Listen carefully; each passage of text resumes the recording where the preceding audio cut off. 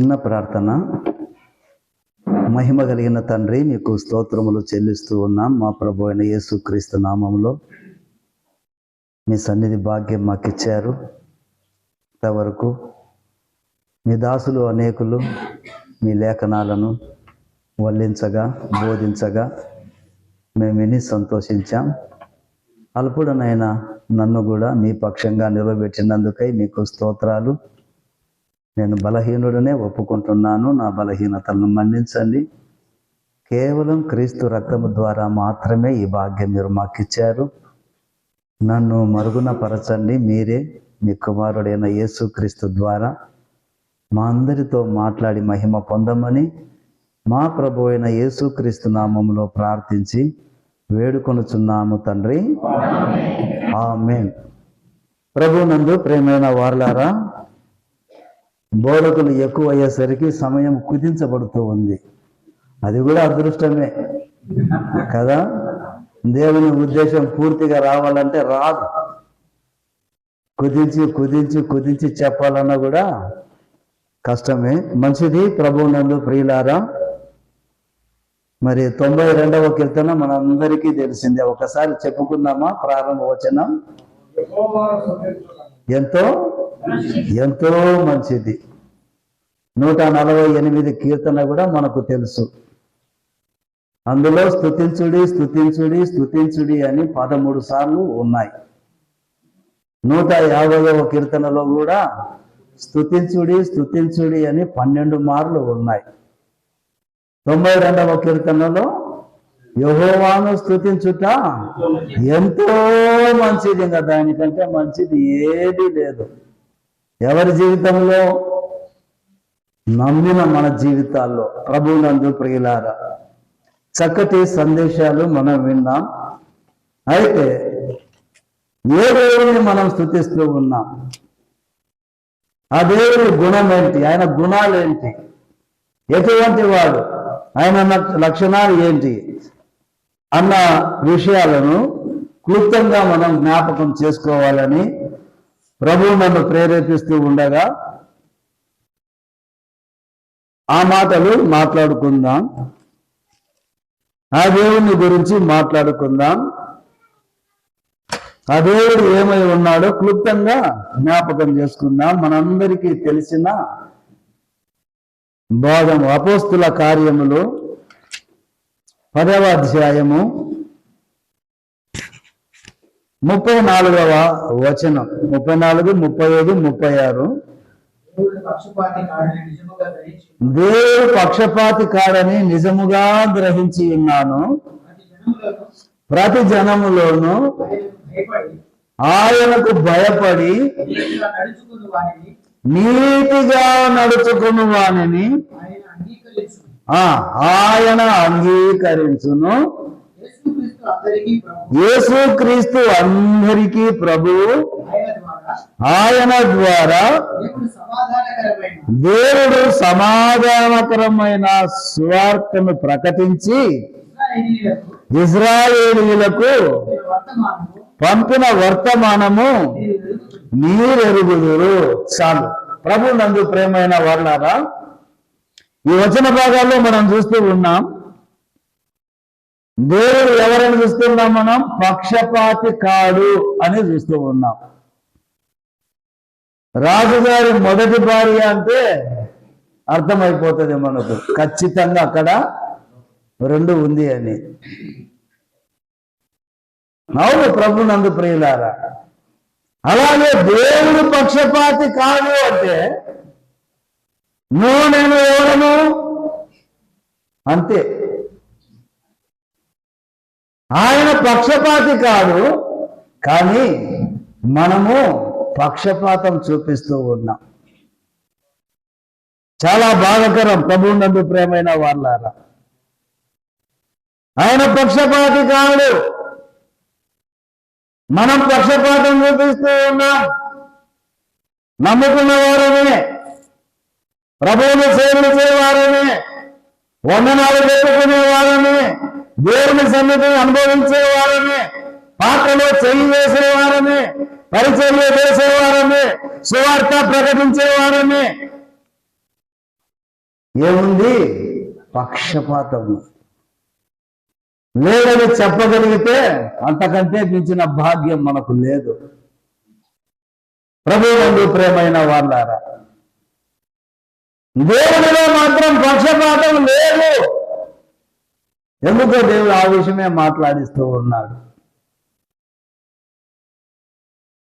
కుటుంబంలో పక్షపాతం లేదా? పిల్లల మధ్య, తల్లుల మధ్య, భార్యాభర్తల మధ్య పక్షపాతం లేదా? స్కూల్లో, ఆఫీసులలో పక్షపాతం లేదా?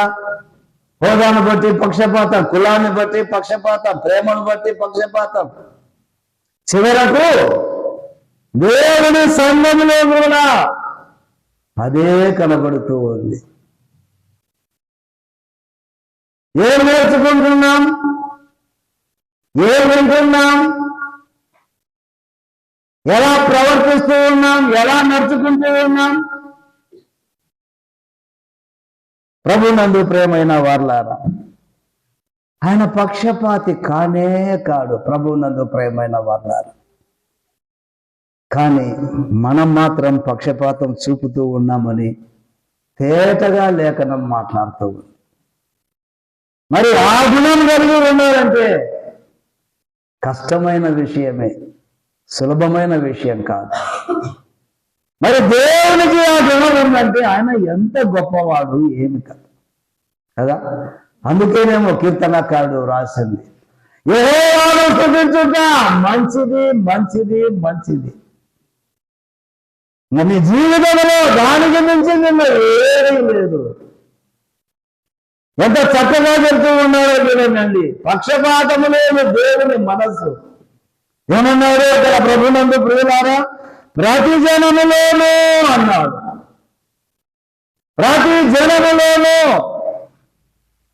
ప్రపంచ వ్యాప్తం మీద, భూమండలం మీద నివాసం చేస్తూ ఉన్న ప్రతి జనములోనూ ఆయనకు భయపడి అంటూ ఉన్నాడు. ప్రభువునందు ప్రియమైన వాళ్ళారా, నమ్మని వాళ్ళ దగ్గరికి ఎందుకులే, నమ్మిన మనమే ఉన్నాము కదా. ఆయన ప్రత్యక్ష గుడారములో, దేవుని మందిరం, జీవము గల దేవుని మందిరం, ఎంతమందిని భయపడుతూ ఉన్నాం? గుండె మీద సైడ్ వేసుకొని చెప్పాలి.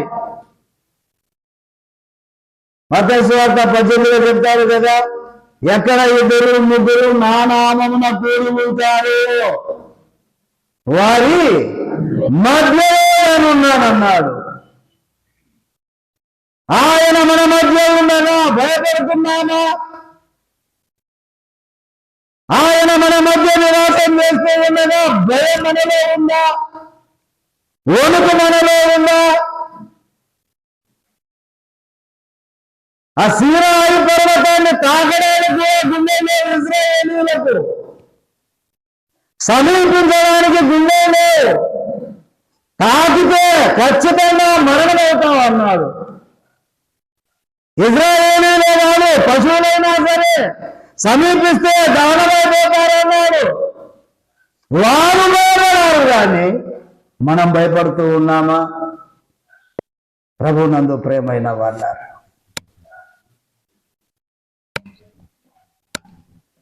ప్రతి జనములో ఆయనకు భయపడి ఎలా నడుచుకోవాలి?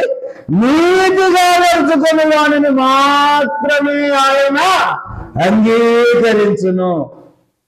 నీ మటుకు నువ్వు ఆలోచన చేసుకో, నీ మటుకు నువ్వు ఆలోచన చేసుకో.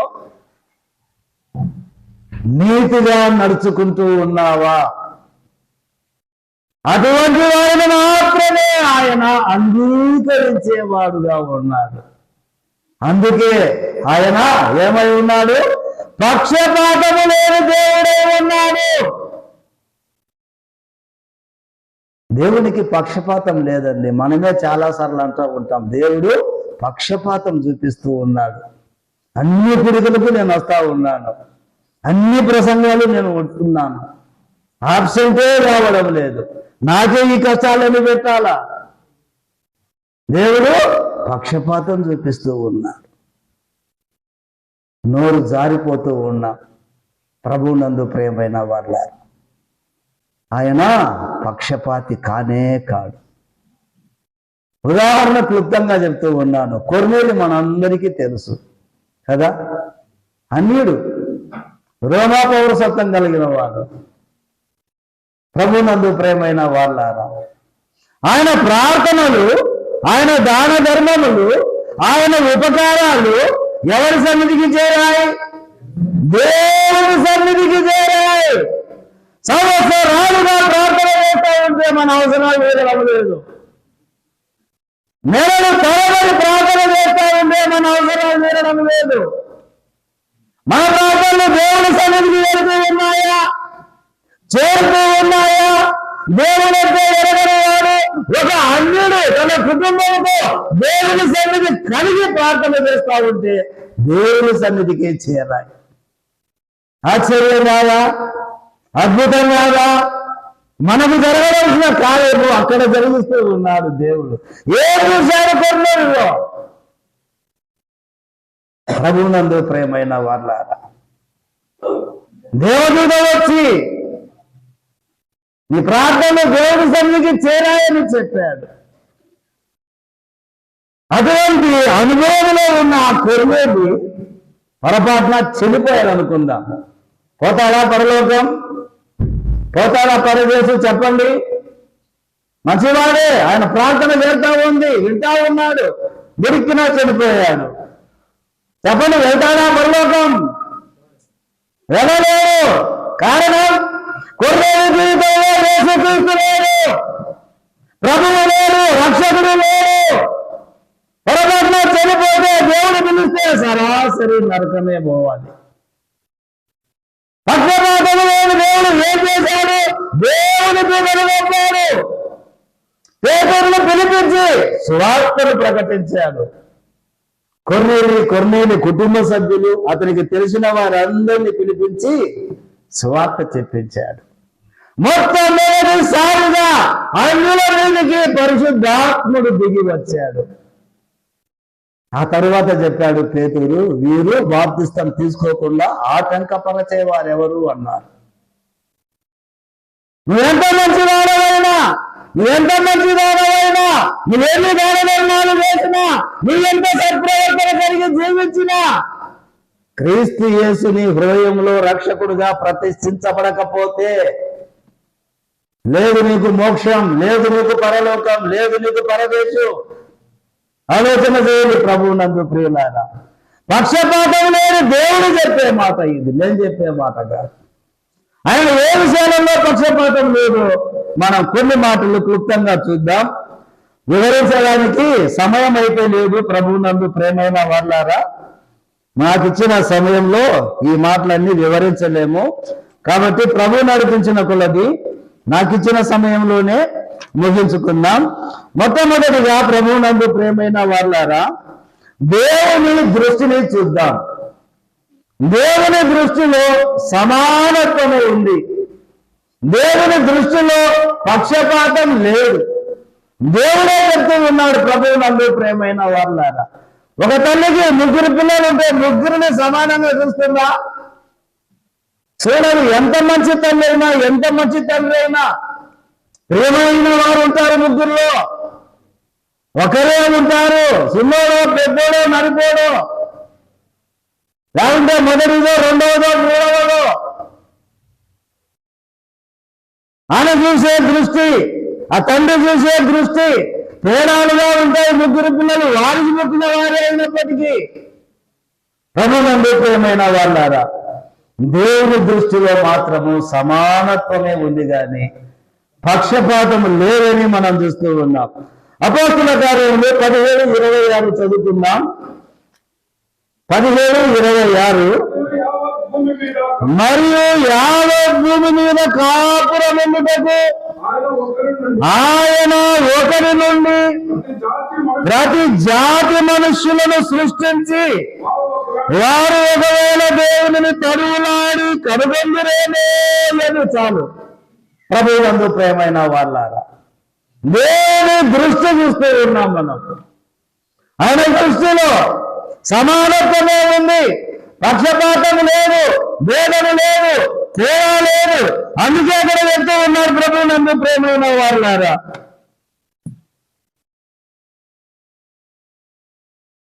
యావద్భూమి మీద కాపురం ఉండుటకు ఆయన ఒకరి నుండి ఇంతమంది ఉన్నాం మనమంతా కదా. వేరు వేరు కులాలు ఉండొచ్చు, వేరు మతాలు ఉండొచ్చు, ఆస్తులు ఉన్న వాళ్ళు ఉండొచ్చు, అంతస్తులు ఉన్న వాళ్ళు ఉండొచ్చు, లేనిలో ఉన్న వాళ్ళు ఉండొచ్చు. మనమంతా ఎక్కడి నుంచి వచ్చాం?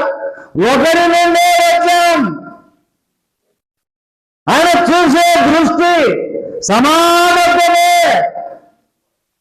ఉన్నోడైనా లేనోడైనా ఎంత ఎత్తుకు ఎదిగినా ఆ ఒకరి నుండే వచ్చాడు. ప్రభువు నందు ప్రేమైన వాళ్ళ, ఒకరి నుండే దేవుడు యావత్ భూమి మీద మానవులను నివసించడానికి ఏర్పాటు చేశాడని మనం చూస్తూ ఉన్నాం. ప్రతి జాతి మనుషులు ఆ ఒక్కరి నుండే వచ్చాడు. శాస్త్రాలు వెతుకుతే చెప్తాయి, బ్రాహ్మణులు మొదటి వారు, వైశ్యులు రెండవ వారు, క్షత్రియులు మూడవ వారు, శూద్రులు నాలుగవ వారు. అంతే, నాలుగే. ఆ ముగ్గురికే ప్రత్యేకంగా ఉండేది, క్షత్రియులు, వైశ్యులు, బ్రాహ్మణులు. ఇంకా మిగిలిన కులాలు ఎన్నన్నా ఉండి వాళ్ళందరూ శూద్రులే. ప్రభునందు ప్రియులారా, దేవుని ఏర్పాటు ఒక్క మనిషిలో ఉండే అందరూ వచ్చారు. కులము లేవు, మతము లేవు, జాతి లేవు, మనమే ఏర్పాటు చేసుకున్నామని. కాబట్టి ప్రభునందు ప్రేమైన వాళ్ళారా, శాస్త్రాల్లో చెప్పినట్లు ముఖములో నుంచి కొందరు, రొమ్ములో నుంచి కొందరు, బొడ్డులో నుంచి కొందరు, కాళ్ళల్లో పాదాల్లో నుంచి కొందరు వచ్చారంటారు చూడండి. అది అసత్యం. దేవుడి గ్రంథంలో లేదు. దేవుడి గ్రంథంలో ఉన్నది ఒకటే, ఒకరి నుండి. ఆ ఒకడే మన తండ్రి ఆదాము. అందరికీ పితరుడు ఆయనే. ఆయనలో ఉండే సమస్త జాతులు పుట్టాయి. ప్రభునందు ప్రేమైన వాళ్ళారు, నేను క్లుప్తంగానే వివరిస్తూ ఉన్నాను, సమయం లేదు కనుక. రెండవ మాటగా చూస్తాం. ప్రభునందు ప్రియులారా, దేవుని తీర్పు. కుటుంబాలలోనే మనం తీర్పులు తీర్చుతూ ఉంటాం. తగాదాలు పడినప్పుడు, గొడవలు పడినప్పుడు కదా, అన్నదమ్ములకు, అక్క చెల్లెళ్లకు, బంధువులకు. అట్లా కాదు, ఇట్లా కాదు. దేవుడు కూడా తీర్పు తీర్చేవాడు. ఆయన తీర్చే తీర్పులో కూడా సమానత్వమే ఉంది, కానీ పక్షపాతం లేదు. ప్రభువు నందు ప్రేమైన వాళ్ళ, ఒక మాట చదువుకున్నాం చూడండి. రోమీయులకు రాసిన పత్రిక 3:23 మన అందరికీ తెలిసిందే కదా. ఏ భేదము లేదు, అందరూ పాపము చేసిన వారై దేవుడి మహిమను పొందలేకపోతున్నారు అన్నారు. అది దేవుని తీర్పు. కులాన్ని బట్టి ఆయన తీర్పు తీర్చలేదు, మతాన్ని బట్టి ఆయన తీర్పు తీర్చలేదు, ధనం ఉన్నవారని ఆయన తీర్పు తీర్చలేదు. భూమికి వచ్చిన ప్రతి ఒక్కరికి ఆయన తీర్పు తీర్చాడు. ఒకే ఒక తీర్పు. ఎర్రగున్నా నల్లగున్నా ఎట్లన్నా ఉండని ఏ తీర్పు తీర్చాడు? ఏ వేరే అందరూ పాపము చేసిన వారే అన్నాడు. ఆలోచన చేయండి. పక్షపాతము లేని దేవుని తీర్పు. నమ్మిన మనం కూడా ఇప్పుడు నాలో పాపం లేదని చెయ్యి ఎత్తలేము. కారణం, ప్రాచీన స్వభావం చావలేదు. ప్రాచీన స్వభావాన్ని చంపుకోలేకపోతూ ఉన్నాం. రేపుతూ ఉంటుంది ప్రాచీన స్వభావం. అప్పుడు ఆ మాట అన్నాడు కదా, అప్పుడు ఇలా అన్నాడు కదా, 10 మందిలో అన్నాడు కదా. ప్రాచీన స్వభావం, ప్రాచీన పురుషుడు ఆదాములో నుంచి వచ్చింది. పాపపు పురుషుడు, నవీన పురుషుడైన యేసుక్రీస్తు ప్రభువుకు పూర్తిగా లేకపోతూ ఉన్నాం. అందుకే ఎఫెసీయులకు రాసిన పత్రికలో చెప్పాడు, పరిశుద్ధాత్మను దుఃఖపరచకుడి. ఎంతమంది దుఃఖపరుస్తూ ఉన్నాము? ఆధిక్యత కోసం, అధికారం కోసం, పెత్తనం కోసం, పేరు కోసం, ప్రఖ్యాత కోసం పరిశుద్ధాత్మను దుఃఖపరుస్తూ ఉన్నాం. ప్రభునందు ప్రేమైన వాళ్ళారా, ఆయన తీర్పులో సమానత్వమే గాని పక్షపాతం లేదు. అందరూ కలిపేశాడు, భేదమే లేదన్నాడు. అందరూ పాపము చేసిన వారై దేవుని మహిమను పోగొట్టుకున్న వారే. కానీ ఒకే ఒక వ్యక్తి చెప్పాడు కదా, రక్త మాంసములు ధరించిన ప్రభువు అయిన యేసుక్రీస్తు, నాలో పాపమున్నదని నేనే స్థాపించునా, ఎవరు స్థాపించును అన్నాడు. దేవుని మహిమను విడిచాడు, పరలోకాన్ని విడిచాడు, కుడిపార్శ్వాన్ని విడిచాడు. నరుడిగా రక్త మాంసము కలిగిన దేవునిగా, మనిషిగా, ఒక దేవుడిగా, ఒక మానవుడిగా 33.5 సంవత్సరాల జీవితంలో నాలో పాపమున్నదని మీలో ఎవడు స్థాపించును అన్నాడు. ప్రభువునందు ప్రేమైన వారలారా, పక్షపాతము లేని దేవుడు తీర్పు తీర్చే విషయంలో కూడా ఆయన సమానత్వమే చూశాడు. అదే విధముగా మరొక మాటను మనం చూద్దాం. దేవుని ప్రేమలో పక్షపాతము లేదు. దేవుని ప్రేమలో సమానత్వమే ఉంది. యోహాను సువార్త 3:16 మనందరికీ తెలిసిందే కదా, ఒకసారి చెబుదామా? దేవుడు లోకమును ఎంతో ప్రేమించెను కాగా తన అద్వితీయ కుమారునిగా పుట్టిన వాని యందు విశ్వాసముంచు, మళ్ళీ చెప్పండి, విశ్వాసముంచు ప్రతి వారు నశింపక నిత్య జీవము పొందులకు ఆయన కుమారుణ్ణి అనుగ్రహించెను. ఏం లేఖనం అండి, ఏం మాట అండి! దేవుని ప్రేమ,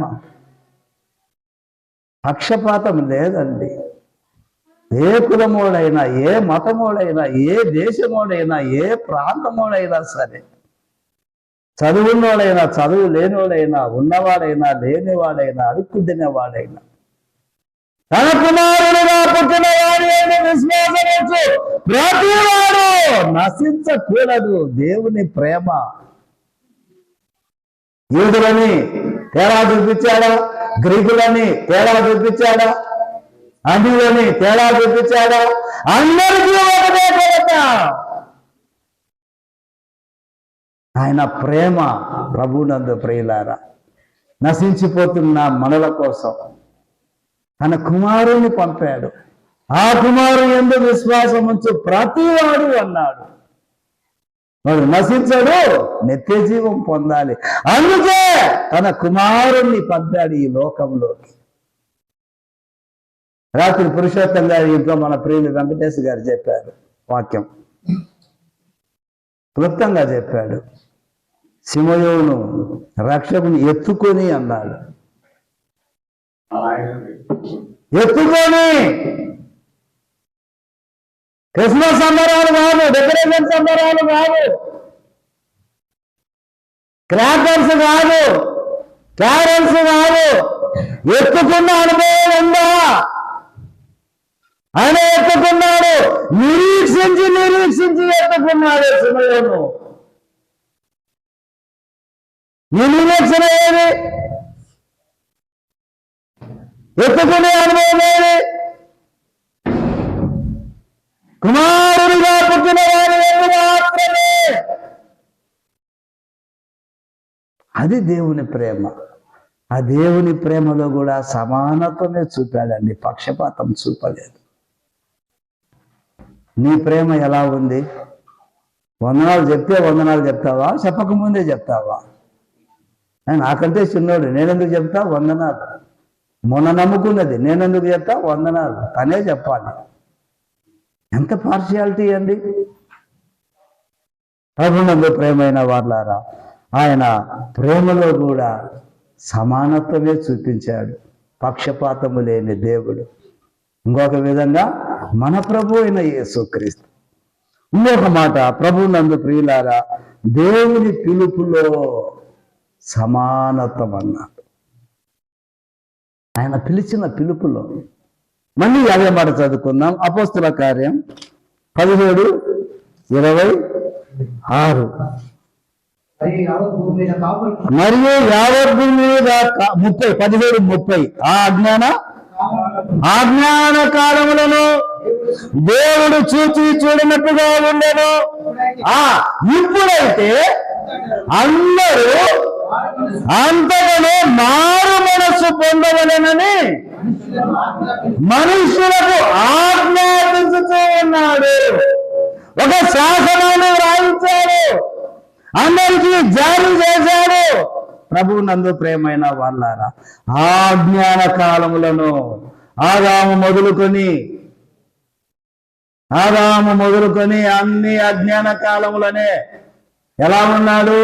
చూచి చూడనట్టు ఉన్నాడు. లోతు దగ్గర తన కుమార్తెలు పోయి ప్రేరేపించి మద్యము తాపించి సంతానం కోసం వాళ్ళు ఎంతో ప్రయాసపడ్డారు. చూచి చూడనట్టు ఉన్నాడు.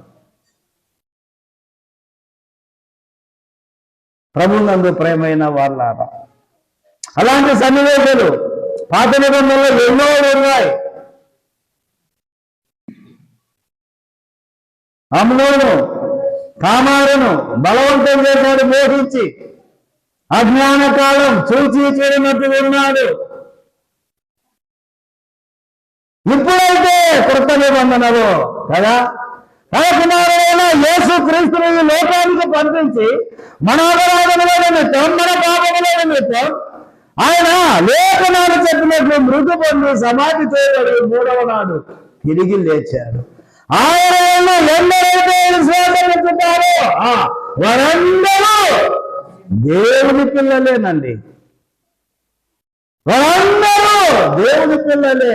తారతమ్యం లేని దేవుడు, పక్షపాతం లేని దేవుడు, సమానత్వాన్ని ప్రకటించే దేవుడు, చూపించే దేవుడు. ఇంకొక మాట చెప్పుకుంటే ఎంత బాగుంటుందో చూడండి.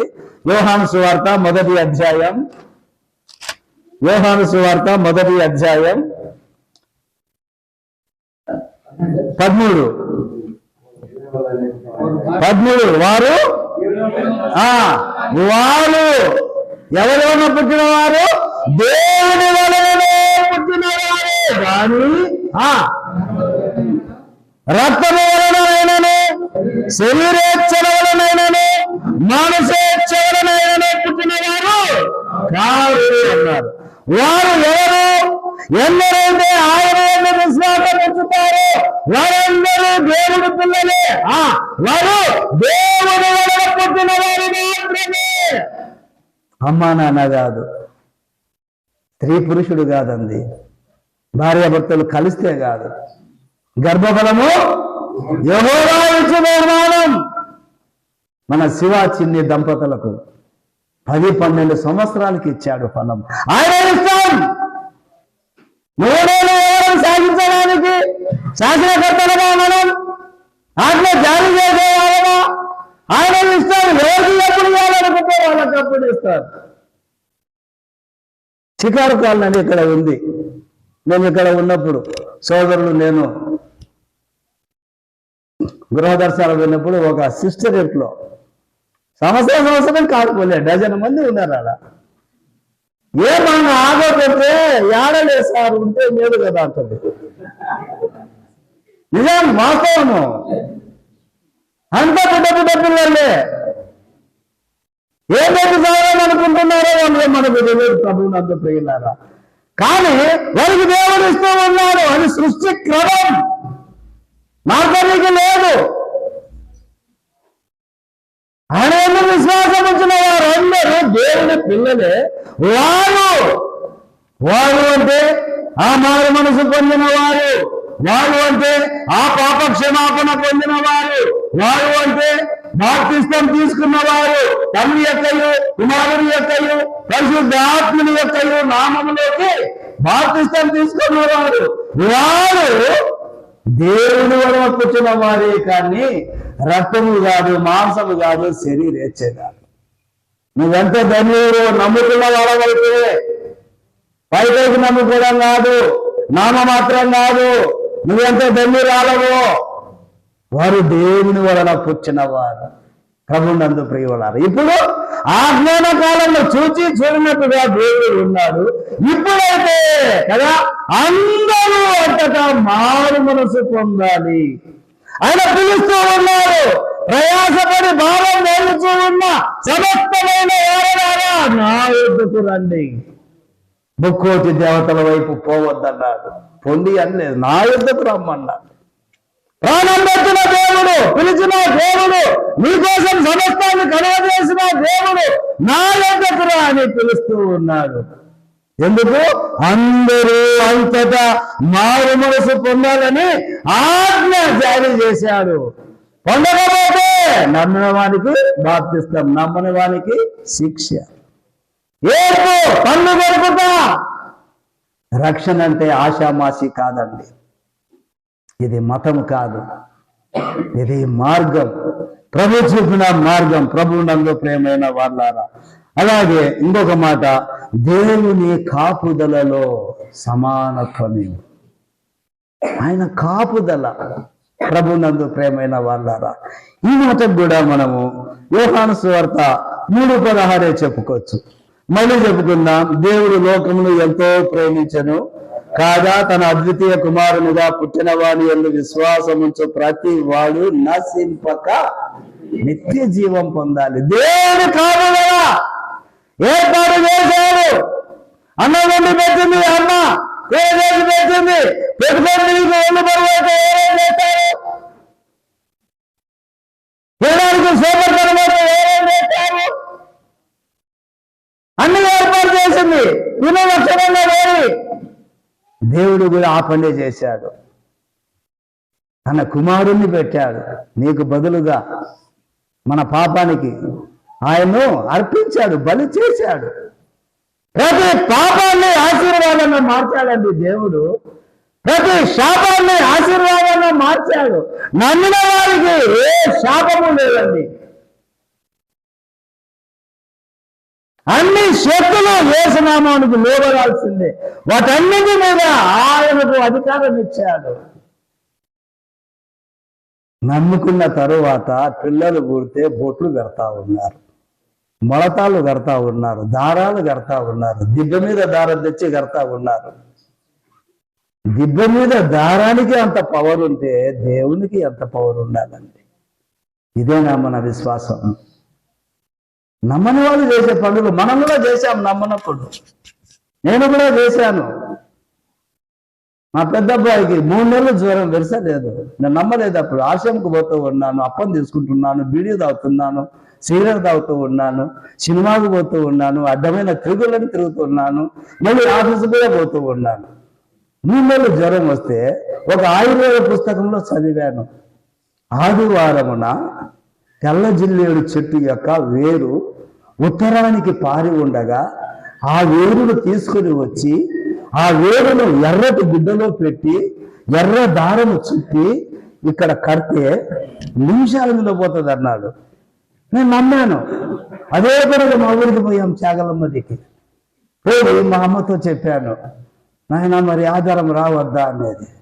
పొద్దున్నే కదమ్మా అన్న. ఆ నుంచి 2 మైళ్ళు నడుచుకుంటూ పోయాం ఆ తెల్ల జిల్లేడు చెట్టు కోసం. ఎక్కడ లేవు. మన చిత్తూరు జిల్లాలో 5 వరకు ఉన్నాయి. ప్రభు నందు ప్రియులారా, కొయ్యలు తీసుకొని పోయి ఆడ దోగి ఎన్నో వేర్లు ఉన్నాయి. ఉత్తరం తిట్టు వారిని మాత్రమే తీసుకొని అమ్మాయిని తీసుకొని వచ్చాను. ఎర్రటి గుడ్డ తెచ్చాను, చుట్టాను, దారం చుట్టాను, చేతికి కట్టాను. మీరు నమ్ముతారో నమ్మరో కానీ విత్ ఇన్ సెకండ్స్ పోయింది. జ్వరమే లేదు.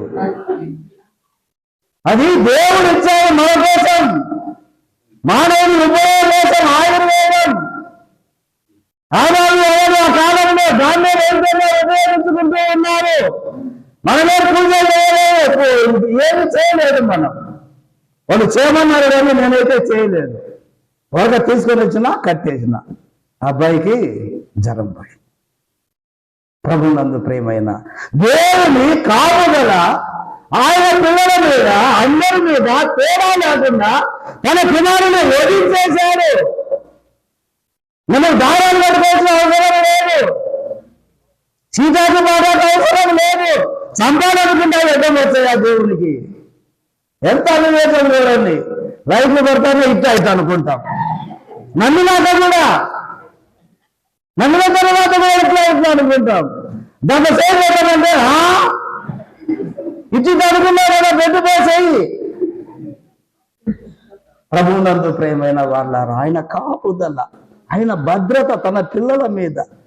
అందుకే కునుకడు నిద్రపోడు. ఎవరు? ఇశ్రాయేలు దేవుడు. కునుకడువాడు, నిద్రపోనివాడు ప్రభువునందు ప్రియమైన వాళ్ళారా. అయితే ఒక్క మాట, నా దగ్గర చాలా మంది ఫ్రీగా ఉంటారండి. సోదరుడు 25 నిమిషాలు అన్నాడు. ఒక సహోదరుడు వచ్చి 20 నిమిషాలే అన్నాడు. ఆయన పేరు చెప్పండి, 20 నిమిషాలే అన్నాడు. చివరిలో యేసుక్రీస్తు పలికిన 7 మాటల్లాగా 7 మాటలు పెట్టుకున్నా. అవన్నీ అయిపోవాలని కాదు, కానీ నరికి నరికి నరికి నరికి తెచ్చుకుంటా ఉండ. లాస్ట్కు ఒకటి మిగిలింది. అది కూడా ప్రభువునందు ప్రేమైన వాళ్ళారా, దేవుని సహవాసం, దేవునితో సహవాసం. ఆ సహవాసములో కూడా ఆయన సమానత్వమే చూపాడండి. ప్రభువునందు ప్రియులారా, ఎంత మంచి దేవుణ్ణి మనం కలిగి ఉన్నామో చూడండి. అందుకే కీర్తనలు 33:12 ఏమన్నాడు? యెహోవాను దేవుడుగా కలిగిన జనులు ధన్యులు. గట్టిగా చెప్పాలి మనం, ధన్యులు. ఆయన దేవుడు కలిగిన వాళ్ళే ధన్యులు. ప్రభునందు ప్రేమైన వాళ్ళారా, దేవునితో సహవాసం. ఈ ఒక్క మాట గలతీయులకు రాసిన పత్రిక అపోస్తలుడైన పౌలు 3:28, ఇందులో యూదుడని గ్రీసు దేశస్థుడని లేదు, దాసుడని స్వతంత్రుడని లేదు, పురుషుడని స్త్రీ అని లేదు, యేసు క్రీస్తునందు మీరందరూ ఏకముగా ఉన్నారు అన్నాడు. ఎంతటి బలాఢ్యుడైనా దేవుని సన్నిధికి వచ్చే కదా సమానం అయిపోవాల్సిందే, మోకరించాల్సిందే, అన్న అక్క అనాల్సిందే. ఒరే ఓమ్యా నీకు లేదు కదా. సహవాసం, దేవునిలో సహవాసం. మేము మాట్లాడుకున్నాం.